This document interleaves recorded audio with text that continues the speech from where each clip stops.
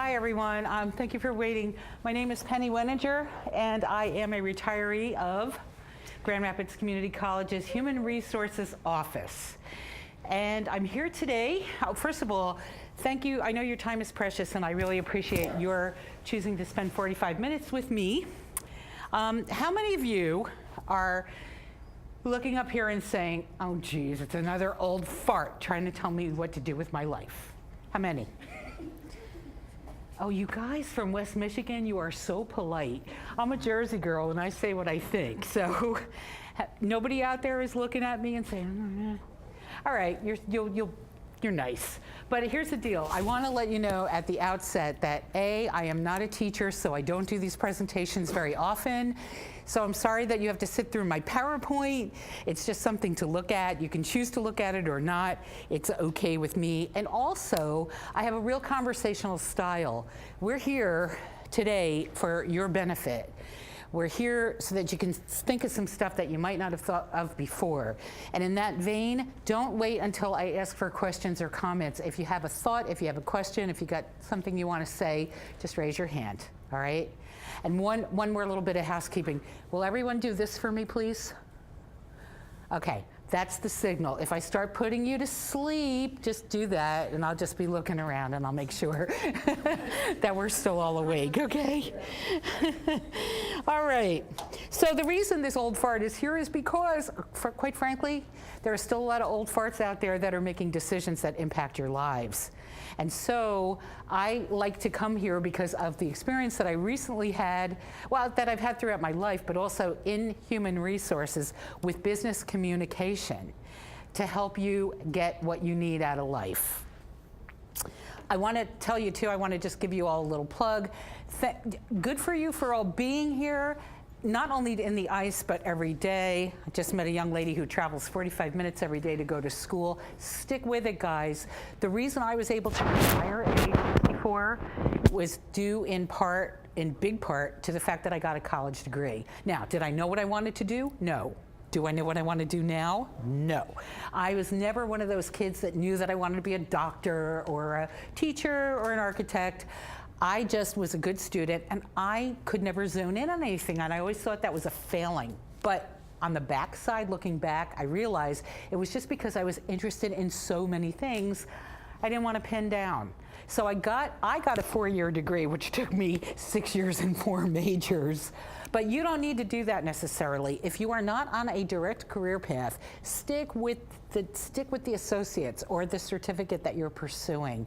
It does 2 things for you. Number 1, it makes you feel, no one can take it away from you. It makes you feel like $1 million. And number 2, it shows the world, employers, people, your family, that you are educable and that you have achieved this goal. It's really worth $1 million. So stick with it. End of public service announcement. So I've worked for 50 years now. 50 years, starting with Dairy Queen and ending up in human resources at GRCC. And I've been successful, and I've had really interesting jobs. And what made that happen? 2 things. That degree that I got that opened doors for me that I didn't know were there. And the other thing is really, really good communication skills. Now, this is not an innate talent. You're not born with this. You have to develop this. But when you can when you can talk to people and engage people and stand up in front of people and speak with confidence and communicate your ideas clearly, it's worth everything. So before, just as a little bit of an introduction here, before electronic communication, how did people communicate in a business or a professional setting? Anybody? Oh, I'm going to make you guys talk. You're not going to sit here and be quiet. I'll do this first one, you get the next one. We used to write letters. Now, when I was coming up in school, we had this whole thing about how to write a business letter and a personal letter and a salutation and a closing and, you know, how you did this all. And what did we do? We had to sit down. We had to think about what it was that we were writing about, right? Write the letter or type the letter. Make sure it was in standard format so somebody didn't throw it in the garbage. Make sure we were stating clearly what we needed, because once we got done with this letter, what did we have to do with it? Oh, you guys know. Come on, somebody. Mail it. You had to put it in an envelope, get a stamp, walk it to the mailbox. And then what did you have to do? Wait. What a novel concept. We don't do that anymore, right? So now you have to wait for it, the mail to deliver it, wait for somebody to get it, open it up, figure it out. This could take weeks, could take a couple of weeks, right? And then maybe the person getting your communication, maybe they'll pick up the phone, or maybe they'll write a letter, and then what happens? Another 2 weeks, all right? But the thing is, as slow as this was, there was an element of thoughtfulness and purpose about writing a communication to somebody. You better get it right, because you got one shot to get in front of this person and ask them for something, and you better get it right, because it's taken 2 weeks for somebody to look at what you need, right? So what happened was everything was going along fine and dandy, and all of a sudden, late 90s, what happens? We get the big I, we get the internet, and suddenly communication is lightning speed. It's on your mind, it's in your email. Send. Bing, bing, bing, send. And what happened was that there was no time, this came in such a rush that there was really no time to establish standards for these communications, all right? And what happened was we were getting so much information via the internet, and our minds were full of other stuff, of good stuff, you know, thinking stuff, and people like sort of just dropped these communication standards along the way. We were focused on the content of what we were sending, not the delivery. And so we sort of lost not only standards, but sometimes common sense in the dust of technology. And so why I'm here is because when I worked in human resources, I was the point person. I got all the resumes, all the letters, all the emails, or the phone calls. I put out all of the general emails and phone calls, and I was appalled at what I saw. And I'll tell you why, and that's what we're gonna go into. So I wanted to just bring you guys back to the basics. It's all common sense, but the trick is to make yourself think about it, because we just don't think about it, okay? There's a person at the other end of that communication. There are two human beings communicating, and that's what I wanted to get to today. Any questions or comments so far? Okay, so, I told you I'm not a pro at this, so, all right. Yeah. Okay, so there's obviously two types of communication: personal communication, you know, texts and just checking in with mom and making plans to go out, and social media. And then there's professional communication. Give me some examples of what that would be. Sorry? Your boss. My boss, right? Why else would you communicate professionally? What was I doing? I was in HR, jobs, right? Where are you guys now? You're in school, right? You need to communicate with Ms. Allen. I need extra time for this paper, okay? You might be communicating on a customer service problem. The bank screwed up your records, or there's a billing error with your doctor, or you're trying to get a donation for your kid's soccer team. Whatever it is, what do all those things have in common? Why are we communicating professionally? Because we want something, right? We want something. So we'll get back to that in a second. So now we have three basic modes of communication. One is face-to-face. We're not going to be talking too much about that today. Usually that is more of it's less important in our lives right now, really, than verbal communication, which is the telephone. How many people here use a phone? How many people here make calls on a phone? I'm impressed. People hate phones. They don't like phones, and they let everything go to voicemail, so we'll be talking about that. And then written, which is really the biggie in professional communication. So that involves email, and we're going to be talking a lot about that. So just to give you a little perspective on that, professional people spend at least 25% of their day answering emails. Your professors get an average of 50 to 80 emails a day. When I was in human resources, I would get about 100 emails a day. And that's aside from phone calls. So you can imagine that you need to make that email as crystal clear and as great as possible to make sure that you get the attention that you're seeking, okay? And unfortunately though, when I was in HR, I would get emails like this.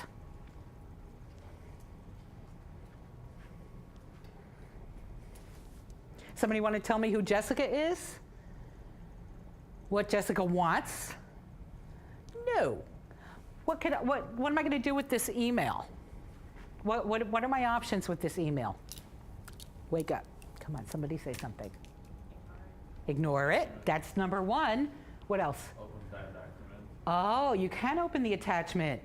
If you want your IT department to come and smack you upside the head because you never open an attachment from somebody you don't know, right? So I pretty much put it to the end of the pile, but because, and you need to keep this in mind, because I worked for a public institution, I felt as though I had a little bit more obligation to reach out. So I emailed this Jessica person and I said, could you please give me a little more information about this attachment before I open it? And she was like, oh my gosh, I didn't even realize. And she sent, and it turned out to be an important document that a candidate had been asked to submit. But we would never have known that. And if I just hadn't been in a generous mood that day, it would have just gone to the side and the woman probably wouldn't have gotten her interview, all right?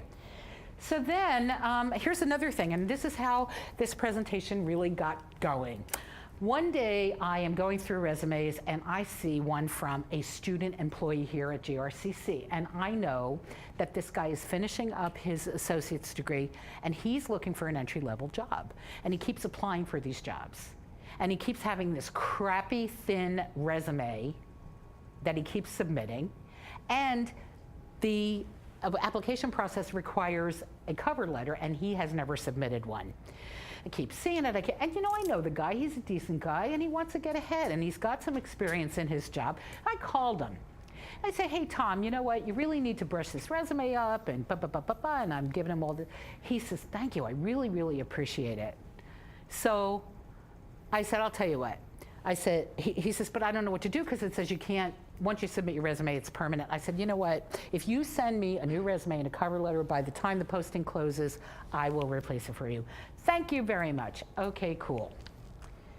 So a few days later, I'm going through my email. Now remember, a few days later, 100 emails a day and 100 phone calls a day. So that might be 800 contacts before I get this email.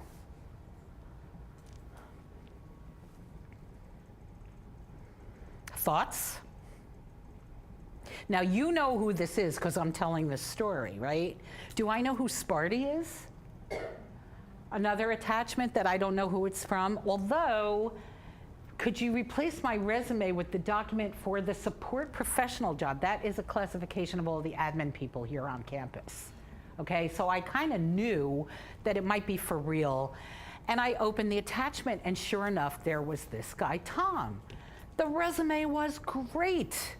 The cover letter was great. Would I have maybe not even ever opened it up? And then there would be yet another job that this guy would never be considered for, right? Well, I'm telling you what, after all the time I spent with him on this resume, I was really frustrated. I sat down and I banged out an email. And this poor guy got an eyeful. This is what you need to do when you write an email. You want to be a support professional at JRCC, you better show me that you can write a professional email, because this is not the way we roll here. We have students and we are professional people and we communicate really well. So go back, you got 2 more days before the posting closes, go back, write an email that accompanies your resume and cover letter, which are really great. Okay, so before we get to that, I'm going to just talk to you about some of the things that actually evolved into this presentation. I went out and I was talking to colleagues and friends of mine and other professionals and said, what do you see? Like, what's your pet peeve about people trying to communicate with you? And remember, a lot of this is in the job vein, because I was coming from human resources. But remember, when we do any kind of professional email, we're asking for something. Keep that in your mind. Any questions, comments so far? Okay. So, here we go. So, the first thing you need to do is to offer people respect.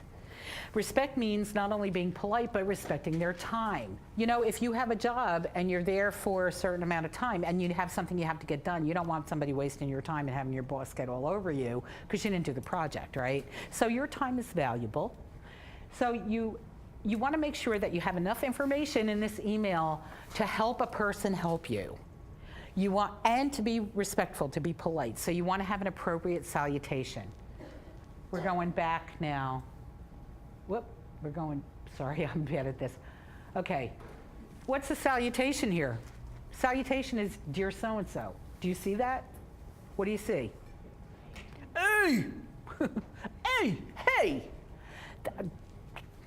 What is that? That is not appropriate. This is a professional email.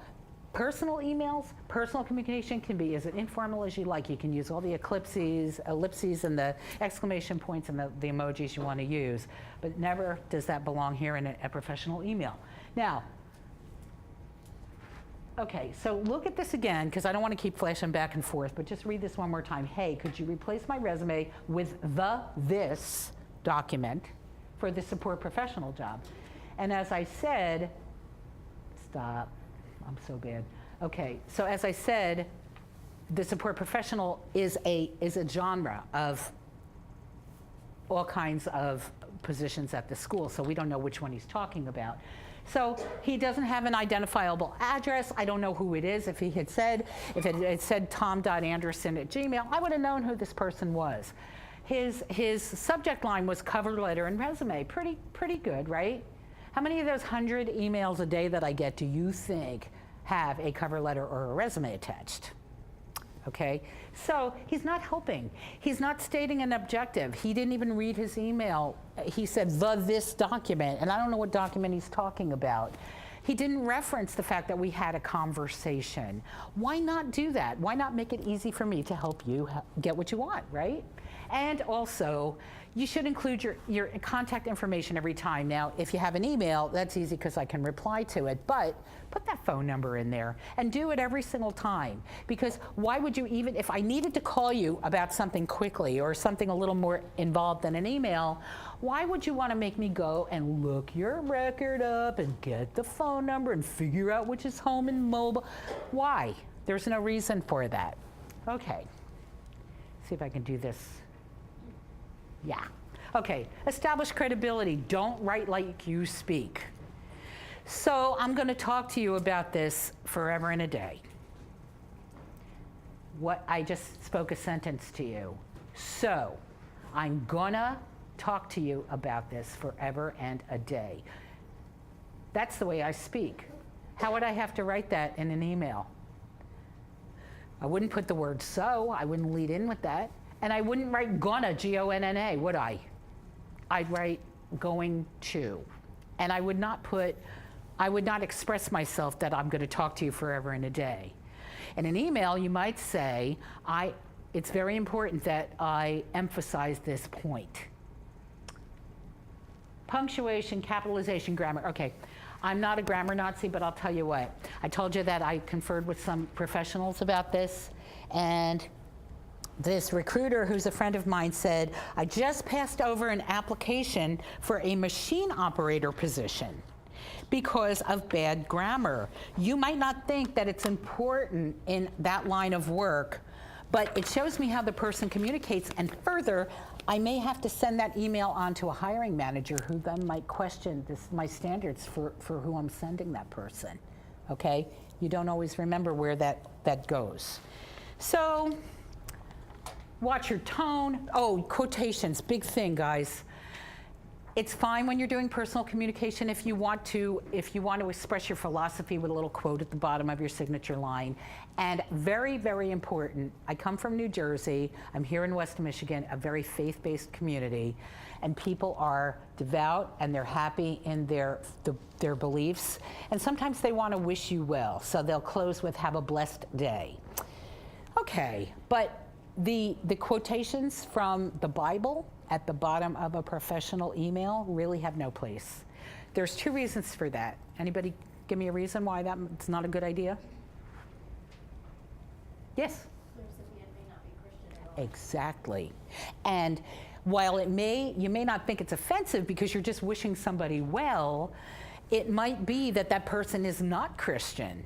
And you might just turn a little switch somewhere inside that person may not even realize is there because it's exclusionary. Okay, I can say that because I'm Jewish, and I can understand that.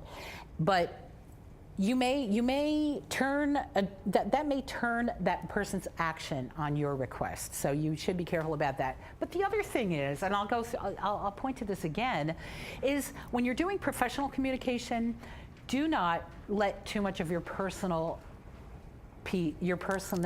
out. That's not the place to really introduce yourself on a personal level. Let somebody look at your problem, look at your request, look at the content before they look at you. All right, and always watch your tone. How many people in here anybody ever lost a friend or had a fight because you sent a text or an email or something that was taken in the wrong way? Yeah, me too. Lost a really good friend that way. I thought I was being funny. I offended her. Now, I thought she was a little bit sensitive, but the point is, if you read your email before you send it, you will catch whether there is a tone there that you don't want to convey, all right? I promise you, I am not going to read every single PowerPoint, but a couple of days later, here's what I get in my box. Oh, I'm so sorry. I hate when this happens. Okay, he did everything right. This is the guy with the resume. He said, I really appreciate the time you took to call me. Here is my resume. Look, revised cover letter and resume. Now, I might have preferred if he had referred to a job number, but okay, cool. And he had said, would you please kindly replace this with that? And he signed it, thank you, Tom Anderson. And he put his phone number. I'm like, yes. Well, guess what? You think the guy got the interview? He did. He did. Because he didn't do this. He didn't make it go up to PowerPoint. But not only did he get the interview, he got the job. And he is still working here. And no, you will never know who he is, even though he knows that I do this. But the point, it's a real story. It's a real story. We would never have known who was behind this crappy email if he hadn't happened to be a student that I knew. And that's not going to happen. Okay? Questions so far? All right. Next one. Yeah, use good judgment, follow directions. One of the deans said, oh, I have to read this to you because it's really kind of good. She says, if the job posting asks you to submit writing pieces or creative pieces that you've done, do it. Do not send me to a website. I have my process, and I need you to follow it. And if you want the job, you will. If I ask for references, don't give me a resume that says references available on request. If you don't follow directions the first time, I'm going to pass you by. All right? Now, again, this is kind of in a job hunting vein, but think about it. If you're trying to resolve an issue with customer service or a bill, and you get a communication from the office and they say, please go to this website and fill out this form, don't decide just to email this lady back because it's not going to happen. They have a process that they go by. Make it easier for them to help you. All right, devices off. I got another story. So before I worked in HR, I'm working with faculty. We do professional development, and it's 5 o'clock. I'm coming at 5 o'clock one day, and somebody comes up and he wants to register for a class. And I think he's a student because he's really young. He says, no, I'm an adjunct. I'm new here. I said, oh, okay, cool. What do you want to register for? And he says, well, I need this particular class. And I say, okay, and I go in and I look him up, and I said, oh yeah, we're offering that Tuesday, and he goes, oh, excuse me, the phone buzzes. He turns around and goes, comes back to me, says, I'm really sorry. So where were we? And we go back on it. Well, the phone buzzes again. Excuse me, he says. Well, you know, I'm looking at the clock. I don't leave at 5 o'clock every day, but I have an appointment, and I'm late, and it's 5 after 5, and I'm fine with hanging out to help this guy. But is it fair that he's like usurping my time? Okay, so one more time we go in and he goes, oh, excuse, and I said, no, you know, excuse me. I said, with all due respect, do you realize You're putting me on hold to my face. And he was like, how do you think he reacted? Anybody? He was mortified. Why? Because he never even thought about it. And that is my point to you, is we need to just stop and think. He was using my time. I was late. I was trying to help him, and he's standing there talking to somebody else. And we're so inured to that now, where we're talking to somebody, and it's okay if we're talking to somebody and having a conversation via text, but it's really not okay. It's very disrespectful, and it's using somebody's time, all right? So I would avoid, no, text communication. Some people think it's okay to text everybody just because they have their cell phone number. Not cool. Leave that for your personal communication unless you're invited. Have realistic expectations for response time. Ms. Allen might be grading your papers at 3 a.m. That doesn't mean she's going to answer your email at 4. You know, make sure that you know what is a reasonable time frame. And if you send an email out to a company and you haven't heard back, and you want to, you know, there's nothing wrong with sending another email or making a phone call and saying, listen, I emailed you guys about this problem on Tuesday. I just want to know what's a reasonable time for me to expect a response so I don't have to keep bothering you. That's very a respectful thing, okay? Instead of like just waiting out there and not following up or being a pain in the neck. Okay. Questions? No questions. So, finally, we are going to be available. A hospital HR person said to me, you have to be available if you want the job. If you put in a resume and I can't get a hold of you, pass. I go on to the next person, right? You have to keep your voicemail box open. This is all my pet peeve, guys. I know people really don't like to answer the phone, and nobody answers the phone anymore because they think it's telemarketers, so they want to see what's up first. So that's fine, but you're obligated then to check your voicemail and not to let it pile up and close off, all right? If you're looking for a job, if you got something on the burner and it's important, you have to check your messages, both email and phone, daily. Listen carefully to voicemails and leave your phone number when you return a call if you have to leave a voicemail. Otherwise, I'm back in the file trying to figure out what your phone number is. Don't make me waste time. My biggest pet peeve of ever is I'm in HR and I'm taking in all of these calls, right? And I get a phone call. Somebody called me from this number. I said, oh, okay. Who was it? I don't know. This number came up on my display. Well, 13 people work in this office, and all of their numbers show up as that number on your display. So, do you have any clue who called you? And of course, I'm, letting it out with you guys because it was just so irritating. I was very polite and professional, and I said, "Did someone leave you a voicemail?" Yeah, but well, no, my voicemail box is full. Or, oh yeah, but I didn't listen to it. Oh my gosh. Are we really going to want to hire somebody like this? I don't make the decisions on hiring, but the hiring teams come to me and they say, do you have any communication with this person? What was this person like? You know what? If somebody is impolite enough not to listen to my voice message in response to their inquiry, then I don't know. That's something that a hiring manager may want to know, all right? Thank you for the vent. Okay, so this is basically, this is the deal. Help me help you, all right? And this is all common sense, guys. You all know this. It's just a matter of stopping to remember, stopping to really think about it. Offer respect, establish credibility, be available, and use your judgment. Any questions, comments, thoughts? Okay, well, nobody's sleeping, and I haven't seen any noses, so I guess we're doing okay. So the next thing we're gonna do is the final piece of your communication is something you wouldn't think of as communication, but it's extremely important. It is your image. There's 3 pieces of your image. There's your appearance, okay? And I want to be crystal clear when we talk about appearance. I'm not talking about bone structure. I'm not talking about facial features or skin color. What I'm talking about is the choices that you make in your appearance. We're all who we are, but we can choose to present ourselves in certain ways. Okay, our voice.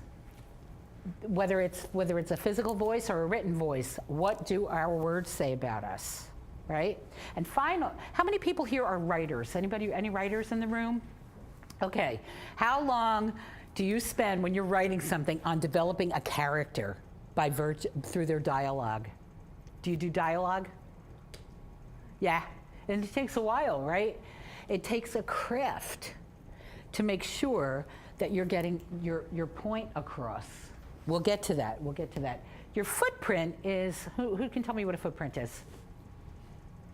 I'm tired of talking. Somebody say something. What's a footprint? Sorry, you got the front row here, so.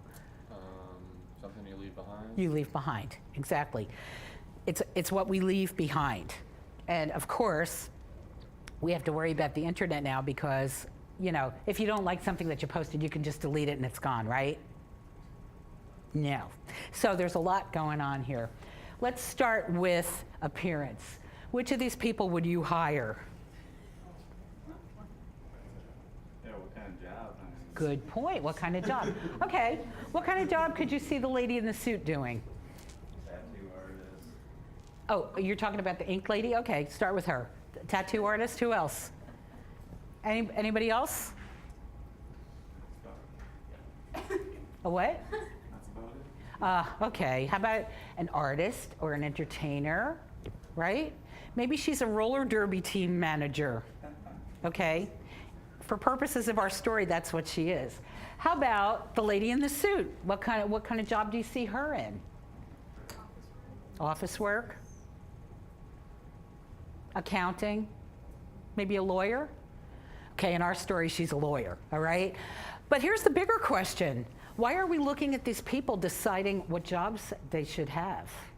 We know nothing about these people. We don't know what their qualifications are. We don't know how they communicate. We're just looking at pictures. Okay?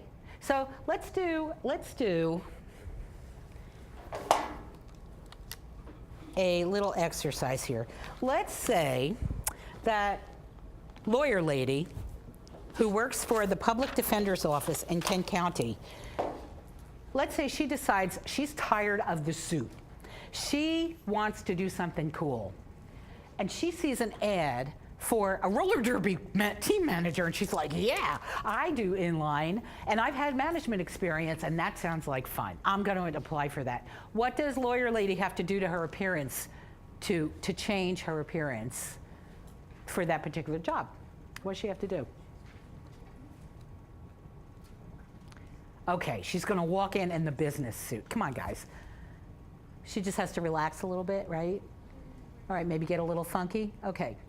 Now, so she gives notice at her law firm because she's going after this job, right? And now her job is open. And guess what? Roller derby lady has been getting her law degree. And she's been working with homeless people and community organizations. And she wants to go into the public defender's office and help these homeless people defend themselves. Okay? So she sends her resume to the public defender, and they look at it, they say, wow, this is a really interesting candidate. She's got this great background. Look how she writes. She's beautiful. Let's call her in for an interview. Whoa, baby. She walks in. Okay? What do you think happens when she walks in? She goes? Is that fair? Is it fair? Why isn't it fair? Because they're just basing Off her appearance. But hold on a sec. She's proposing to be a public defender, all right? And I'm the one that's doing the hiring. And I'm looking at her credentials, and she's fabulous, but I'm looking at her face. I have to think to myself, if she's up there defending a citizen, is the jury going to be looking at the case, at the defendant, or is the jury going to be looking at that gorgeous purple on her eyelids? It's a distraction. So it's a real thing that you have to worry about. Okay? Now, of course, this is a very extreme, it's a very extreme example, but look at this lady. Now, what would you do if you were hiring for, I picked on you already. Who didn't I pick on? You. Hi. So what would you do if she came in, you were running a financial services office and she came in for a job? Would you hire her? Why? The way she's dressed? How is she dressed? Not very professional. In your standards, maybe not to hers, and maybe once she's hired, maybe this is fine for her to wear, but this is the impression that she's making. So you might or you might not want to be funky and express your personality when you go on a job interview or when you walk into an office where you're trying to get them to help you. Don't let people look at your physical appearance. Make sure they look at you. That's the point of this. So here, de blah. These people are like boring, okay? They're dressed like me, they're walking in. But why are they doing this? Because does anybody know how long it takes to form an impression of someone else? What is it? 7, 8 seconds. So what happens is these people walk in wherever they're going to go, and this is a job interview, and any one of them will walk in, they'll shake hands with whomever, and that person will size them up. They'll say, wow, you know, nicely dressed, okay. And then they bring them and they introduce them to everybody else, and everybody else takes their 7 seconds, and then the 7 seconds is over and they're fine because these people are conventional. And now when they're sitting in this interview where they're doing their business, the focus is on who you are. The focus is on your eyes and your face and not what you're wearing. There are plenty of ways that you can, there's plenty of ways that you can change up your appearance to express yourself personally without making permanent damage to your body. And I say damage, and that, I shouldn't have said that because that's judgmental. I didn't mean that. But permanent alterations to your body that you can't really do anything with. Okay, so here's somebody who's using accessories. Here are men with really cool hairstyles that if they want to be funky and express themselves, perfectly fine. If they need to go a little conservative, they comb their hair a different way or they get a cut. And then this is my favorite because this guy, his name is Matt. I made him up. Matt is the guy who did get the job at the public defender's office. And he's smart because he expresses himself with his art, but it only goes down to his elbow. So now he goes in and he's wearing the de blah white shirt and he gets the job.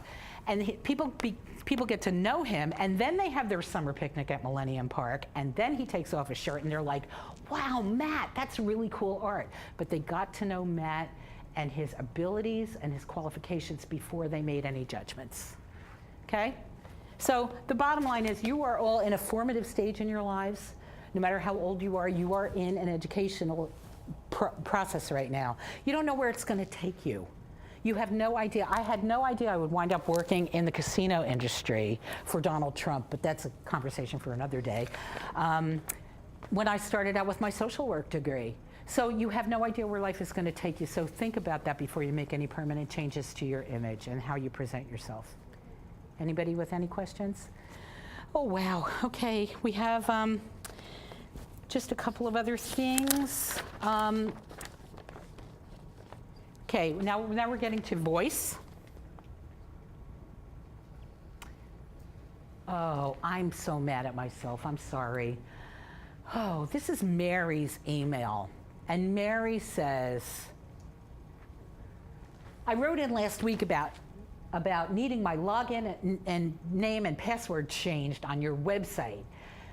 I would hate to think that I wouldn't get a job at GVSU because you didn't make that correction, Mary. Is Mary gonna get a job? Okay, give me some critique about Mary.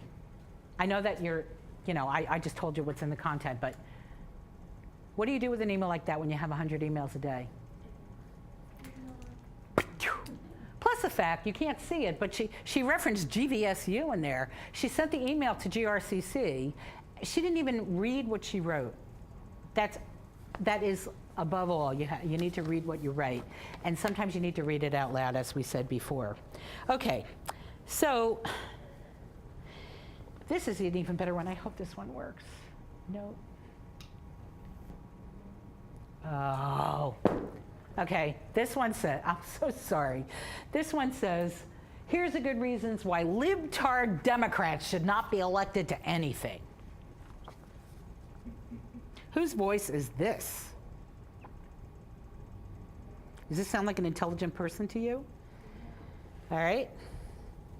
What picture does your writing paint of you? Now, obviously, this is another extreme, all right? We don't want to be this guy. But that's okay, because he can just delete it off the internet and it'll go away, right? No. We live in a fishbowl. Things stick around. Everybody looks at you, including your employer, your potential employers, or the people you're trying to do business with. Sometimes they just want to know who this person is. Who's this person that's stirring up all this trouble at the law firm? Who is this person who's asking me for a donation to her kids' Boy Scout organization or youth organization? Maybe I want to look them up. Maybe I'll go on Facebook and check this person out. Does that happen? It happens. Does anybody remember this tweet? What's it referencing? You should remember the event. Remember the Las Vegas shooting. the Las Vegas shooting, okay? And this was a tweet that followed it up. This person was tweeting as a private United States citizen with the right to say whatever she wanted, okay? She didn't have to use the word repugs, but okay. And no one remembers this? She was a vice president at CBS, and she lost her job. She lost her job because she said what was on her mind, because she didn't use her mind. That's what I'm trying to say. It never goes away, and whatever you put out there on the internet will stay there forever. More than half of employers have found content on social media that caused them not to hire somebody. And there's a whole list. This is a great survey on Career Builder, which is a great job site. All of these reasons, like the person, they had objectionable pictures or videos, or they were drinking beer, or they referenced drug use, or they lied about an absence at work. How many people do you know that do that? Oh yeah, I called out of work today, said I was sick, and yeah, we went skiing. You people aren't going to see that. Well, I'm set to private, and that's not, my teachers can't see this, or my boss can't see this. Come on, your boss's sister is friends with your brother's cousin, and they go to school together, and somebody's going to find this out. So be smart. Oop. Here's just a couple of points from that. 7 in 10 employers use social networking sites to research job candidates. And I have to say that with that list of people, why they didn't hire them, 27% said that they displayed poor communication skills on Facebook. So it's worth it for you to stop and think about how you communicate and what footprint you're leaving. Nearly half of employers check up on current employees. People lose their jobs because of that. There was a case right here at the college about 15 years ago where this guy thought he was being private on Facebook, and he dissed a supervisor. And it got into this big thing. He was gone. So that's where we sit with this. There's a person who I admire greatly who said something 50 years ago. This woman said, does anybody recognize this woman? Nobody knows her? She was really famous. She was my mom. Always do what your mother tells you. Never write anything down that you wouldn't want the whole world to read. She had written a letter to somebody, a personal letter. It got in the wrong hands, and it created a family rift for a very long time. So, do we have any comments or questions or observations? Was this helpful to you? Yeah? What I'm just trying to do is to get you to stop and think before you make a communication. You have been great. I really appreciate it. And that's that. Thank you very much.